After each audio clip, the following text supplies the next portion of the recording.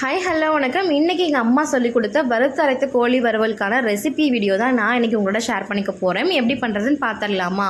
ஒரு பாத்திரத்தில் 3 ஸ்பூன் அளவுக்கு எண்ணெய் சேர்த்துருக்கேன். இது கூட ஸ்பைசஸ் எல்லாம் ஆட் பண்ணிக்கிறேன். பட்டை, கிராம்பு, லவங்கம், ஏலக்காய் இது ஆட் பண்ணியிருக்கேன். இது நல்லா பொரிஞ்சதுக்கப்புறம் வெட்டி வச்சுருக்கக்கூடிய 2 வெங்காயத்தையும் போட்டு நல்லா வதக்கி விட்டு எடுத்துக்கலாம். இன்றைக்கி குவான்டிட்டி எல்லாம் பார்த்தீங்க அப்படின்னா 1/2 கிலோக்கான சிக்கனுக்கான குவான்டிட்டி தான் நான் சொல்லியிருக்கேன். 1/2 கிலோ சிக்கனுக்கு 2 வெங்காயம் 1 தக்காளி இருந்தாலே போதுமானது. இதுவே நல்ல ஒரு ஃப்ளேவர் கொடுக்கும். அண்ட் வெங்காயம் நல்லா வதங்கினதுக்கப்புறம் 1 ஸ்பூன் அளவுக்கு இஞ்சி பூண்டு விழுது ஆட் பண்ணிடலாம். இஞ்சி பூண்டோட விழுது ரா ஃப்ளேவர் போனதுக்கப்புறம் தக்காளி ஆட் பண்ணணும். பிகினராக இருக்கீங்க, ரா ஃப்ளேவர் எப்படி போச்சுன்னு தெரியல அப்படின்னா நீங்கள் இஞ்சி பூண்டு போட்டதுக்கப்புறமே அடிப்பிடிக்க ஆரம்பிக்கும். லைட்டாக சைடில் எண்ணெய்லாம் திரண்டு வந்துருச்சுனாலே உங்களுக்கு ரா ஃப்ளேவர் போயிடுச்சுன்னு அர்த்தம். அதுக்கப்புறம் நீங்கள் தக்காளி ஆட் பண்ணிக்கலாம். தக்காளி வெங்காயம் இன்னும் நல்லா வேகிறதுக்காக மஞ்சப்பொடியும் உப்பும் போட்டு கலந்து விட்டுறலாம்.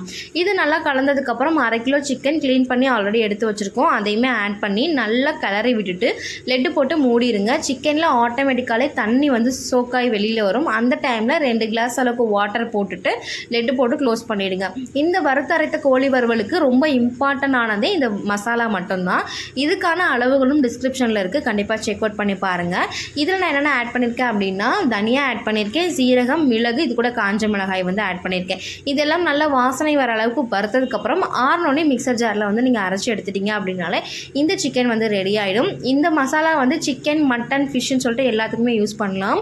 நீங்கள் சமைக்கிறீங்க அப்படின்னா பல்க் குவான்டிட்டியில் நீங்கள் செஞ்சு வச்சுக்கோங்க. நாங்களும் அப்படி தான் பண்ணியிருக்கோம்.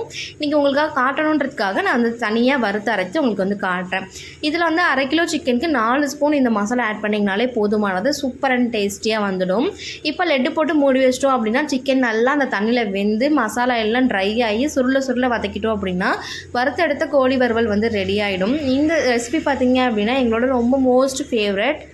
ஒன் டைம் ஆச்சு இந்த மாதிரி ஃப்ரெஷ்ஷாக மசாலா வறுத்து நீங்கள் ஒரு நான்வெஜ் பண்ணி பாருங்கள். அதோட டேஸ்ட்டும் ஃப்ளேவரும் ரொம்ப நல்லாயிருக்கும். எங்கள் அம்மா எப்பொழுதுமே இந்த மாதிரி ஃப்ரெஷ்ஷாக மசாலா வறுத்து தான் இந்த மாதிரி எந்த ரெசிபினாலும் பண்ணுவாங்க. டேஸ்ட் ரொம்ப நல்லாயிருக்கும். அவங்கக்கிட்ட இருந்து தான் நான் நிறைய ரெசிபிஸ் கற்றுக்கிட்டேன். இதே மாதிரி உங்களுக்கும் ஏதாவது மெமரிஸ் இருந்ததுன்னா ஷேர்